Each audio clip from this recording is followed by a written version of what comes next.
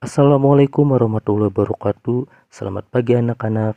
Semoga kalian sehat selalu dan selalu berada pada lindungan Allah.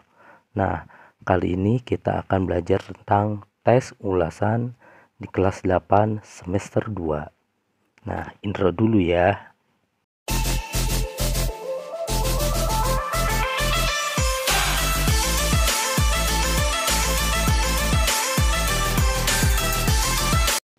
Baik anak-anak, di materi kali ini kita akan mengenal yang namanya teks ulasan.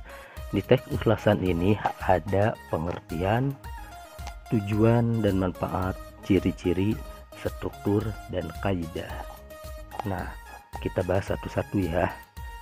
Teks ulasan adalah teks yang berisi tentang penilaian seseorang terhadap suatu karya atau benda, baik bernilai lebih ataupun kurang. Selanjutnya, tujuan dan manfaat. Yang pertama, menambah pengetahuan. Kedua, meningkatkan pemahaman. Yang ketiga, memunculkan sikap apresiatif. Yang keempat, memperkuat daya kritik.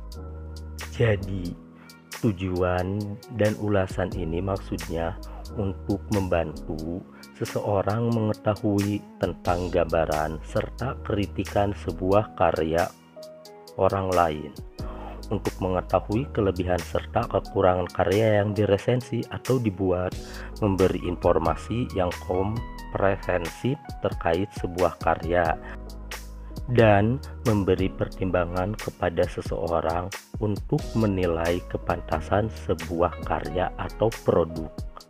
Dan ciri-cirinya, tes ulasan merupakan pendapat pribadi seseorang yang didasarkan pada fakta, karena memuat info berdasarkan pandangan atau opini penulis tentang suatu karya atau produk.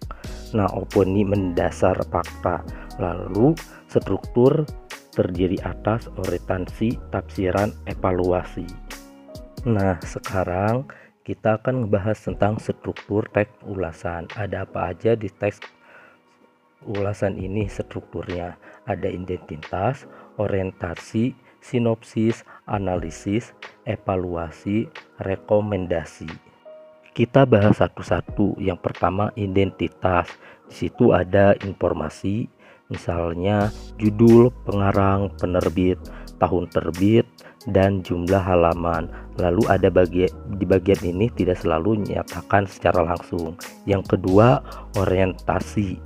Maksudnya gambaran umum di awal teks ulasan tentang karya atau benda yang diulas. Misalnya informasi tentang penghargaan yang diperoleh karya tersebut. Berikutnya ada sinopsis, ringkasan yang menggambarkan keseluruhan isi karya atau benda. Nah, di sinopsis ini dibuat berdasarkan pemahaman penulis teks ulasan.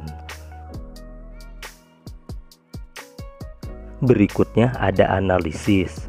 Nah, analisis ini dibuat berdasarkan penafsiran penulis teks ulasan, paparan penulis terhadap unsur-unsur karya atau benda yang diulas. Nah, dalam ulasan memang harus ada analisis.